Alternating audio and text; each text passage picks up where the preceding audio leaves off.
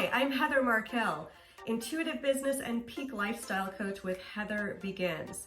This is another video in my full-time travel video series. If you have missed the ones before this, please check out my full-time travel playlist where you will find a lot of other videos that you may find useful, especially if you are someone that is planning to become a full-time traveler in the future. In this video, I'm going to share with you 7 ways that travel helps you find yourself. I talked a little bit about this in the prior video, and I wanted to expand on it because I do think it's one of the main reasons that you should travel full-time. It's really cool. So the first way that you are going to find yourself when you travel is that you're going to experience, and again, I did allude to this in the last video, that the people that you meet are going to trigger parts of yourself that you like and you dislike. And you're going to have this opportunity to really take a hard look at yourself and figure out the parts of yourself that you really like and dislike. And if you don't like a part of yourself, then you are going to look at that and shift it. So an example, when my first year of traveling, I met someone that treated me with an unbelievable lack of integrity. And this was a romantic thing.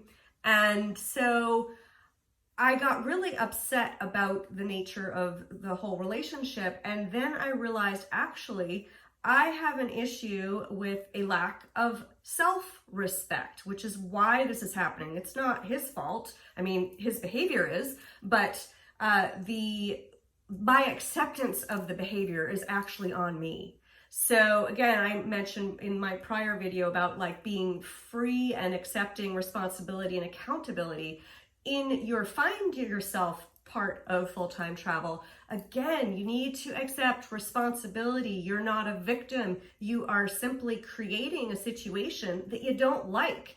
And so that's what happened to me in this scenario. And so I realized I needed to confront my own lack of self-respect. And so I worked really hard on it. I actually read a book about it. I talked to people, and then I went off to Asia, and it was like the universe just threw me those situations to test whether I had worked on setting my boundaries and creating more self-respect. And I think it's really intriguing when you work on an issue, right? You know that life is going to throw you things that you go, oh my God, not this again. But you know, it's the gift for you to practice your new skills. And that's what I did. So it's hard, it's humbling, but man, when you realize, like, you come out of something and you realize you just handled that so differently than you ever did before, it is amazing.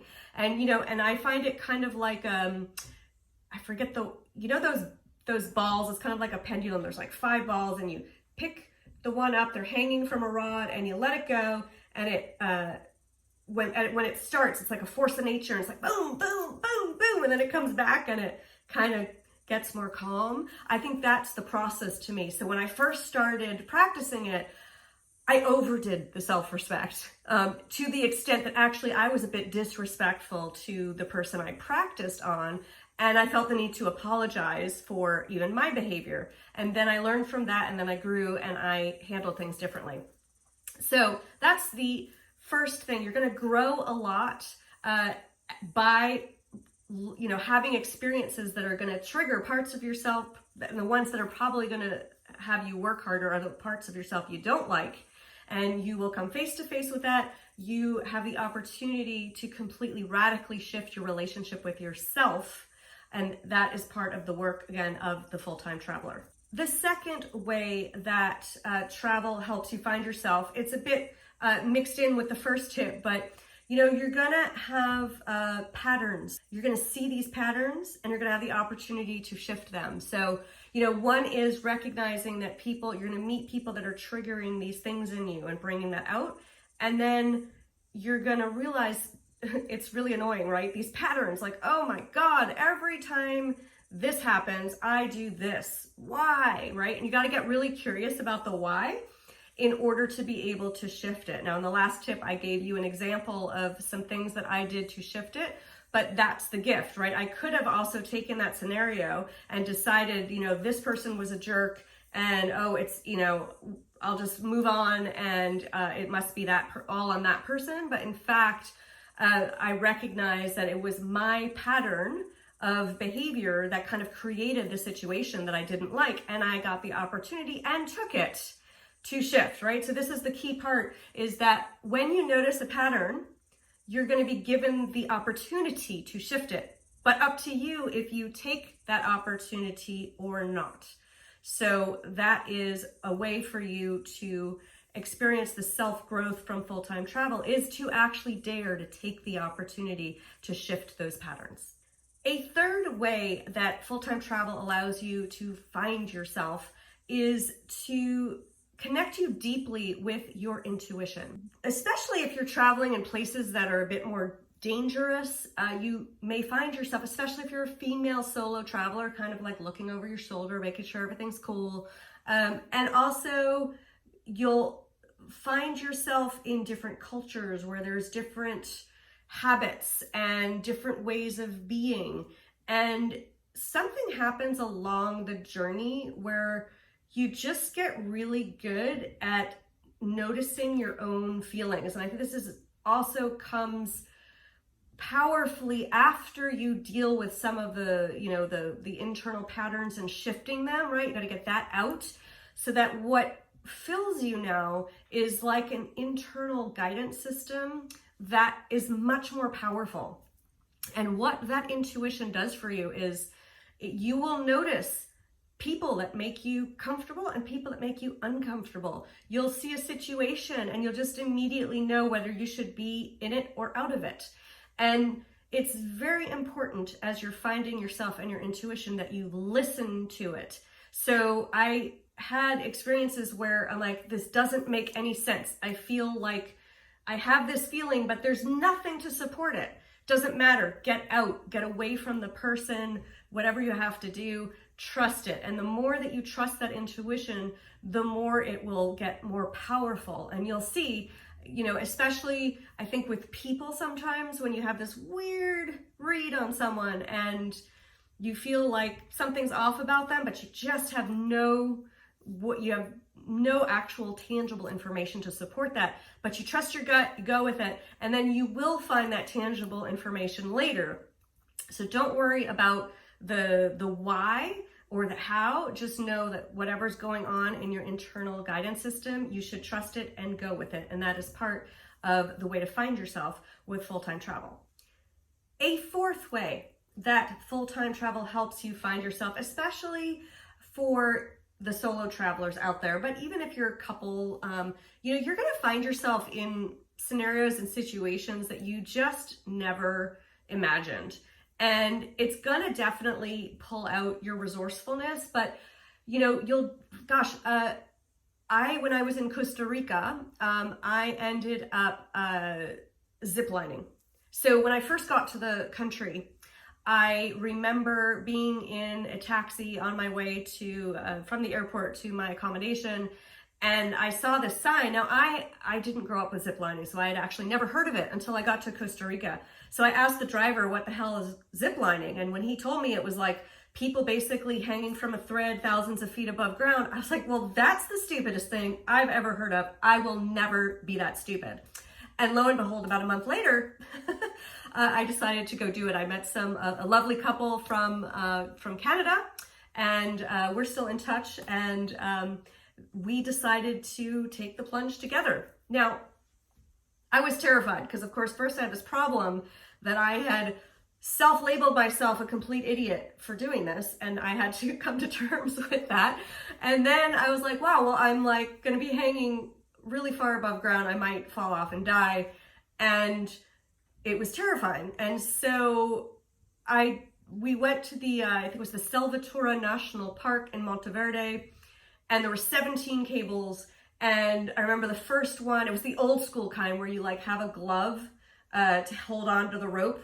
And the guy that like suited us up at the bottom, when he said goodbye to us, was like, he looked at me and he said, I hope to see you later. Deadpan. And I was like, oh my God. Like, it was so scary and terrible and funny. So anyway, I get on the first cable and I'm riding down, and my thought is, all right, first cable is, the ground is close enough that if I fall from this height, I will just break a few bones. I will live, it will be okay. So that's why I went down the first cable. Now I was like gripping really tight because I was really nervous. So then the next cable was a little bit, more distance and so forth, but still not too bad. I still thought I might live. But by the end of the third cable, I had been gripping so tightly that it was like my arm was stuck. Like I had no more muscle control because I was so fatigued from all my gripping. And so that's when I found out that one of our guides could go down the cables with me, which I didn't know about. And so that was great. Then when I had a companion going down with me, I had a great time. The first guy that went down with me was like, oh, is this your first time? I said, yeah. He said, me too. It was, a lot of fun conversation. And about a little past the halfway mark, my ziplining buddy told me that I should go first.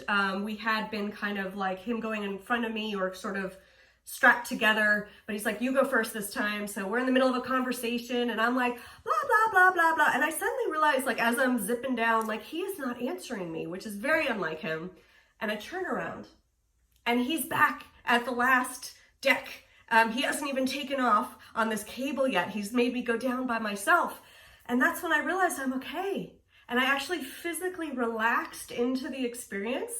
And I started looking around me. I'm like, oh my God, I'm like high above nature. I'm high above the treetops. This is amazing. So I had that experience. That was a scenario I never thought I'd find myself in. And I probably won't do it again, but for a period of time, it was interesting because it was like really facing a fear and getting comfortable in it.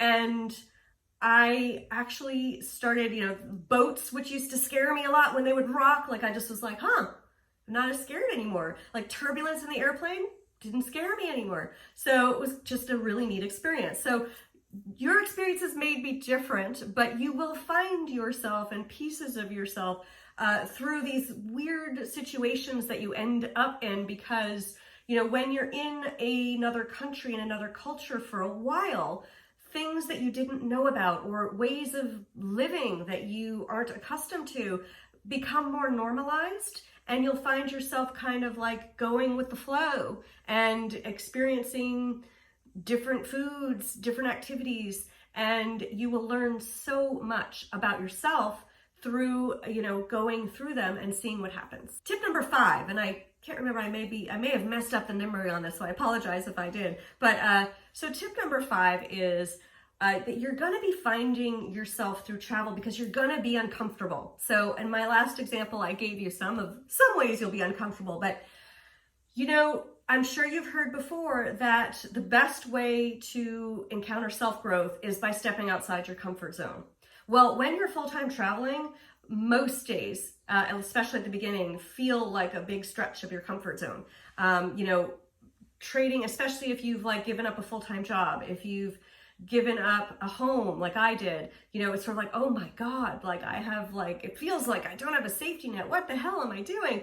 So, you just are radically changing your life. And for some of you, it's a life that's hard for others to accept. So you are stepping into a way of being that the people you've grown up with and surrounded yourself with are unfamiliar with. So of course, it's going to be uncomfortable, not just to be in these situations, but to step away from your normal life, from your real life, all those things.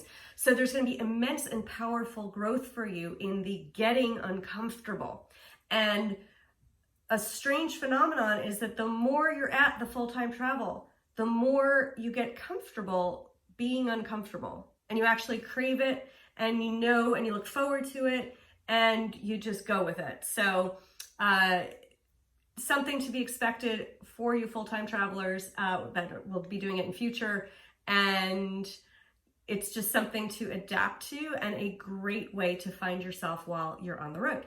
A sixth way that travel helps you to find yourself is because you're going to be, hopefully, if you're going around the world, you are going to be meeting people that live very differently than you do. So there are enormous differences of wealth and poverty and ways we dress, the things that we prioritize in life, whether family is more important, whether work is more important, what kinds of work exist, people that grow their own food versus people buying their food. I mean, there's so many different ways of being that you will experience as you travel the world, that it will give you the opportunity to compare and contrast your life, the one you grew up in, versus all of these other ways of being. So the people you meet grew up their way and you grew up your way. Now there is no, right, wrong, good, bad, but you are going to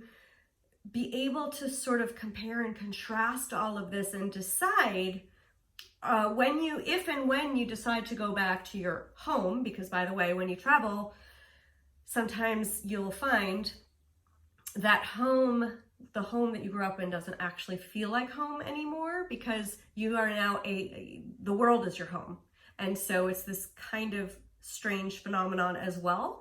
But when you do settle somewhere, whether that be in your original grew up home or somewhere else, you get to now decide, taking all of these things into account, you may develop a new way of living. You maybe are someone that used to live in a city and bought all your stuff at the supermarket and decide you need to move out to the country and grow your own food. You may decide you need to incorporate some of the languages that you've learned, or the foods that you've grown, or some of the clothing, or, you don't need all of this wealthy, glitzy stuff that you used to have, who knows? But these changes are going to be a part of you finding yourself through the full-time travel. The seventh and the final tip in this video, and perhaps the most powerful one about how travel helps you find yourself, is that you will step fully into your power of choice. I mentioned this before, right? When you are free, I mentioned this in another video, that you are accountable and responsible and all that stuff to yourself. Well, so what happens is you will notice consciously that you get to make your own choices for what you're going to do each day, how you're going to do it, what people are you going to be with, what activities will you do, where will you go, all those things. There are choices all the time. Now, sometimes those choices are going to be overwhelming because there's a lot of them to make, and other times you might have fewer choices, but you will notice that you are choosing. So rather than, my experiences were that when I was in corporate, I felt like I didn't have choice. Like I was told what to do and I do that. And if I tried to modify or make suggestions, it was kind of like, yeah, that's great, but we want it done this way. So I just felt a bit like, here's this, go do it and give it back to us when you're done. So not a dynamic choice feeling. But when I travel, I mean, every moment is a choice. And so you get to constantly reflect on whether you like your choices or not.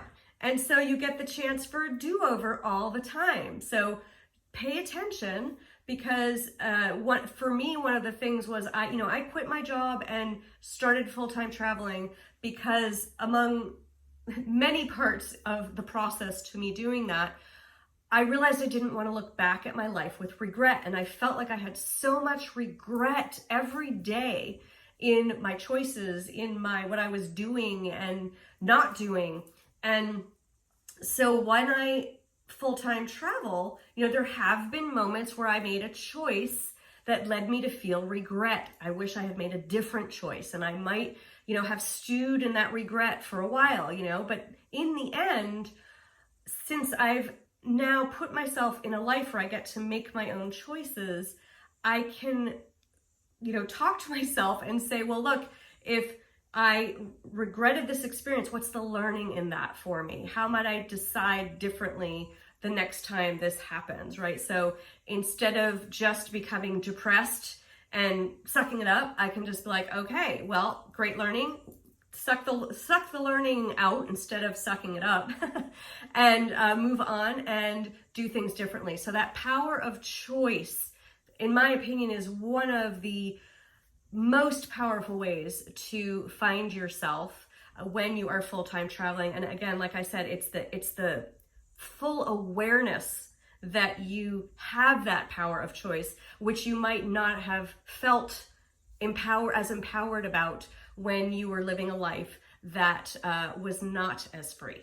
That concludes this video in the full-time travel series. If you have missed the others in the series, remember to go look at the playlist. I will put the link in the show notes, and you can see some of the other tips that I have for you. If you liked this video, please hit the like button, and of course, please subscribe to my channel if you haven't already. You may also want to come to my website, heatherbegins.com, and take a fun quiz. I have a bunch of quizzes about full-time traveling.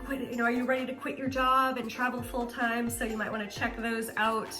And finally, you may want to join my Facebook group, which is called Full-Time Travelers and Nomads, where we have a community of people just like you that are wanting to travel in the future, or perhaps are already on the road and sharing all kinds of tips and great information. So thanks for listening to this video, and I will look forward to seeing you on the next one. Take care. Bye-bye.